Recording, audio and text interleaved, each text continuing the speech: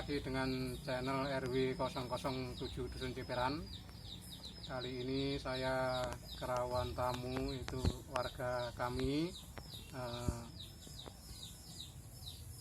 masih muda. Nanti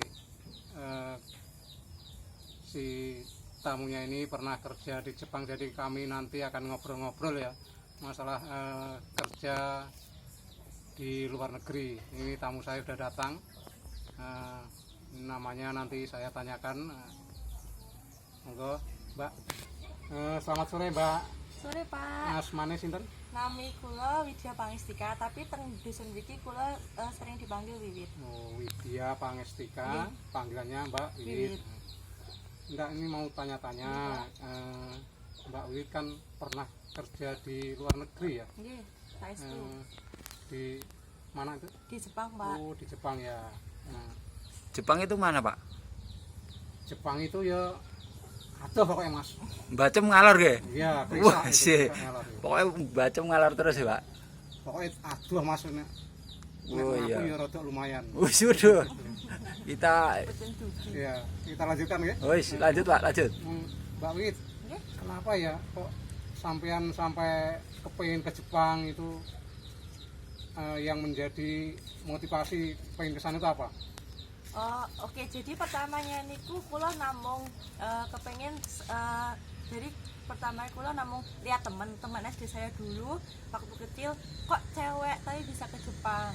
Terus selebih itu kula langsung kontak lewat niku akun Instagrame teman saya, terus saya kontak-kontak bagaimana cara bisa ke Jepang, padahal cewek masih muda, umur ya pas itu saya masih umur 19 tahunan Pak. Jadi saya langsung kontak dan saya langsung kepengen. Posisi itu saya udah resign dari kerja dan saya ingin cari pekerjaan yang baru gitu. Jadi dari temen Ya. pengen ke sana. Nek ke Jepang itu apa sulit ya? Mungkin syaratnya apa gitu, sulit tidak? Untuk ke Jepang sih syaratnya standar, kayak misalkan pendidikan ya minimal sampai SMA kayak gitu. SMP ada, SMP bisa. Kalau SMP nanti udah ke beda visa lagi. Kalau SMP itu nanti kalau mau magang nggak bisa, SMP itu harus bisa kerja. Jadi nanti visanya beda. Kalau SMK itu bisa magang kayak gitu Pak. Jadi apa nggih, namun syaratnya sama kok kayak kerja di Indonesia, nggak butuh title apa S1 enggak, cuma nggih namun ngoten niku yang penting nggih ada niat ke Jepang sih. Untuk masalah jawab niku kan dicarikan dari LP kan nanti ditawarin kayak gitu, nggak ada, menurut saya pribadi nggak ada proses yang sulit. Iya ya. Jadi selama di Jepang itu kerja apa sih kalau di sana itu? Oh, oke. Kalau saya dulu kebetulan saya lolosnya di job pembuatan sabuk pengaman mobil. Begitu. Banyak kalau sektor napa nggih pekerjaan di Jepang itu banyak. Ada ya kayak di Indonesia lah Pak, di otomotif napa mobil, Industri di gitu ya? otomotif mobil, kayak niku industri pertanian ada, pembuatan rumah konstruksi ada. Ngoten-ngoten niku komplit sih Pak. Banyak kayak di Indonesia. Itu. Ya kalau gimana ya tanggapan orang Jepang sendiri ke tenaga kerja yang dari Indonesia bagaimana? Baik atau gimana ya? Untuk tanggapan orang Jepang sangat baik. Mereka orang Jepang itu bisa berteman baik dengan orang Indonesia, karena kan setiap hari kita bekerja, berinteraksi, bahkan tetangga kita pun orang Jepang asli kayak gitu sih. Jadi orang Jepang tuh kalau sama TKI itu malah lebih apa ya jadi teman baik, bisa apa gitu Pak, melindungi ngoten niku lah, aman sih kalau untuk Ya, orang Jepang. baik ya, tanggapannya baik. Tanggapannya baik selalu. Kalau di Jepang itu panganannya apa podone kene Mbak ya? Apa ya godiwul mungkin ada kan? Ada Pak, nek damel sendiri ada sego Oh, dhuwur ada. nggih, tapi nek misale niku makanan asli Jepang ya namung Makan pokok. nggih ramen, sushi ngoten niku. Nek mungkin nek anak-anak kita nggih doyan-doyan mawon, soalnya kan nggih makanan kekinian lah ngoten niku. Terus secara tidak langsung waktu makan ini jenengan apa ya? Bosone kagok apa gak gitu, Pak? Oh, kalau saya pribadi enggak sih, karena saya suka aja kayak misalkan makanan-makanan zaman sekarang saya suka. Jadi betul saya kaget banget mboten. Itu kalau menurut warga RW 007 sudah kulina itu Pak kayaknya Pak. Kulina makan piwul Mas. Iya sudah kulina itu Pak.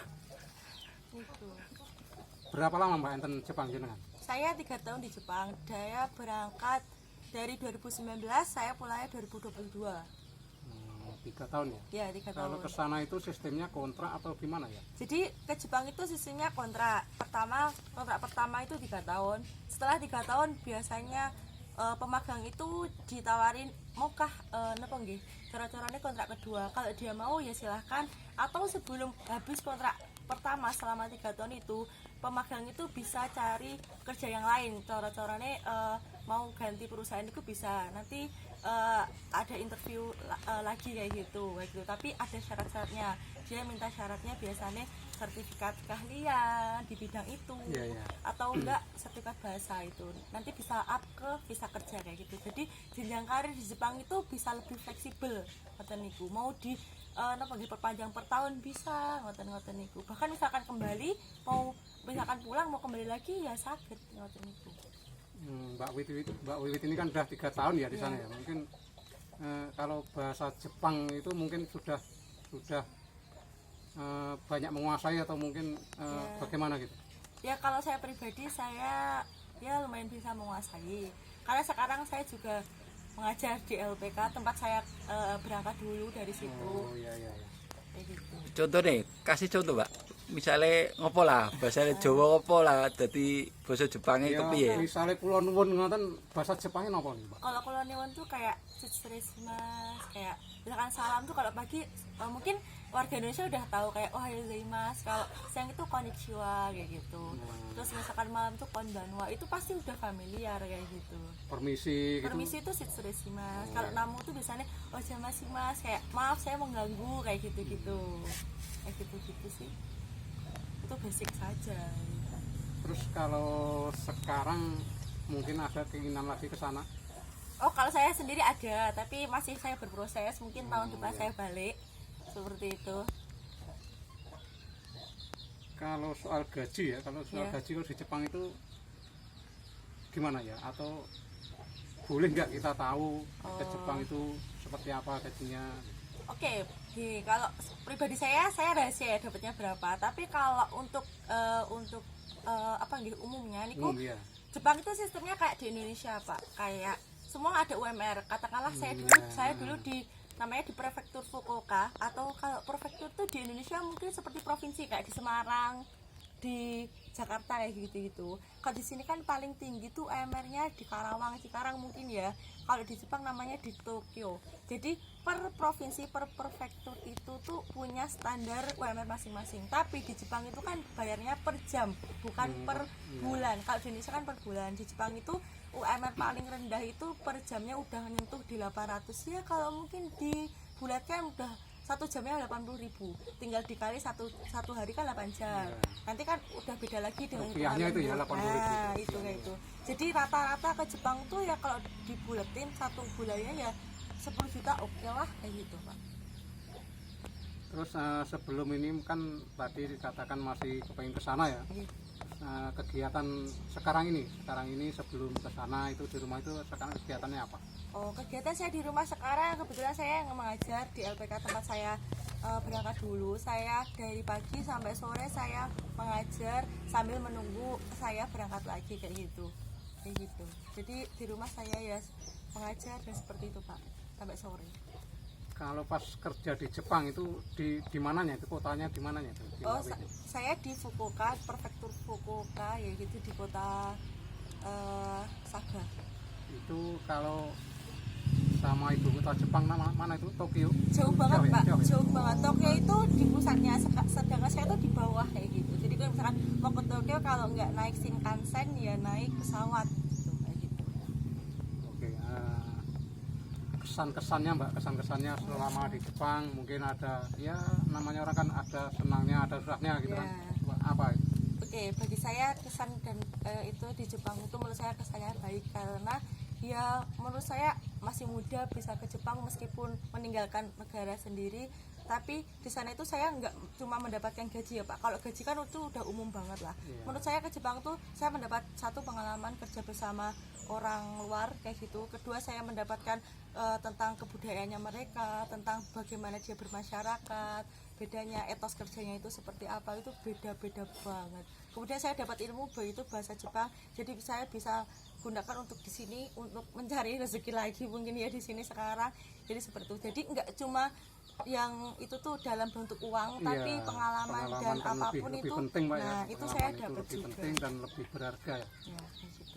Oh iya, ini ada pertanyaan lagi monggo. Oke, monggo. Ini kalau perjalanan ke Jepang itu ongkosnya berapa Pak kira-kira? Oh, jadi kalau gini, jadi ke Jepang itu sekarang ini penjelasannya menurut saya tuh banyak, karena ke Jepang itu nggak cuma program magang ya Mas.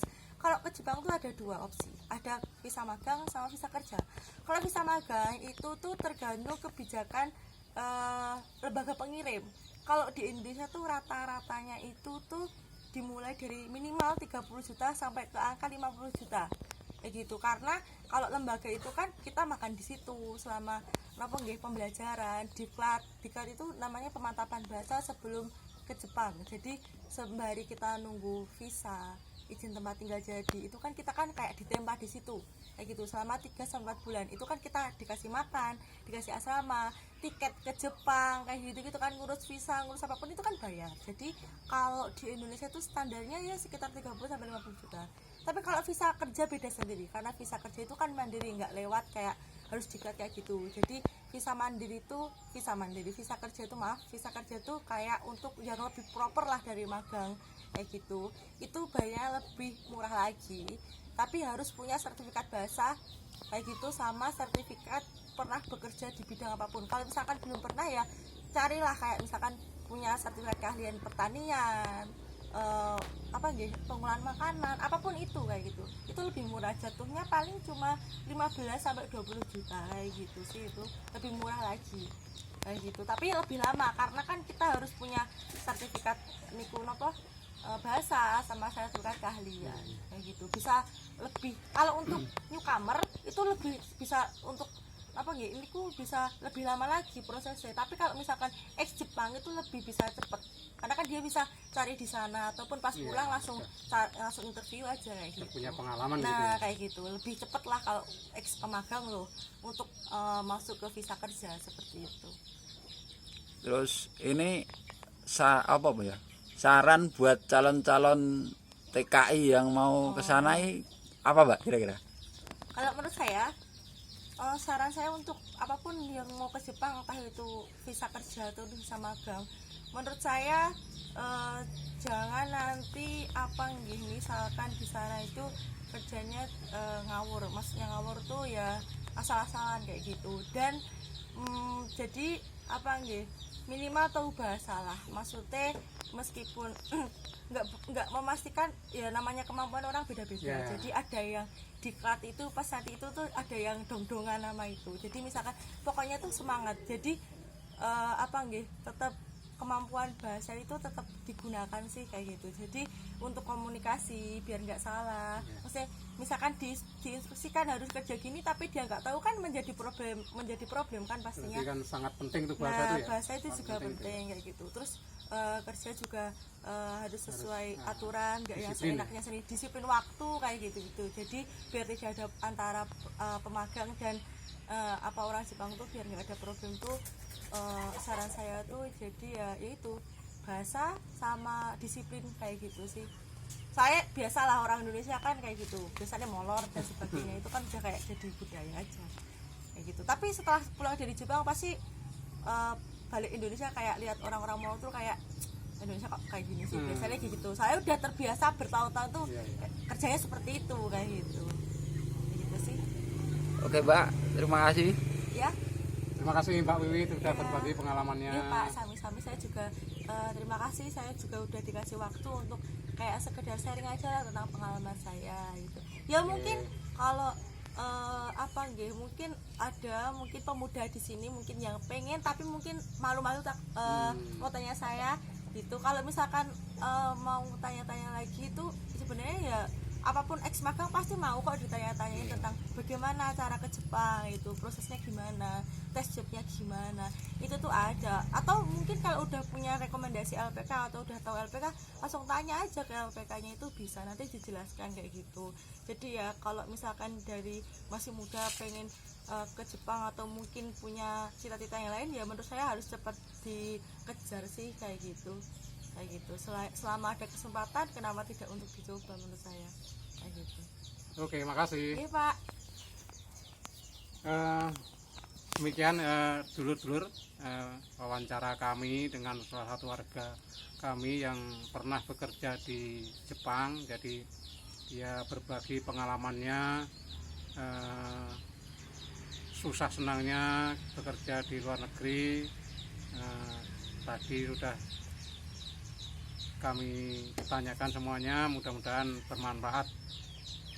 Oke, salam sehat dan waras.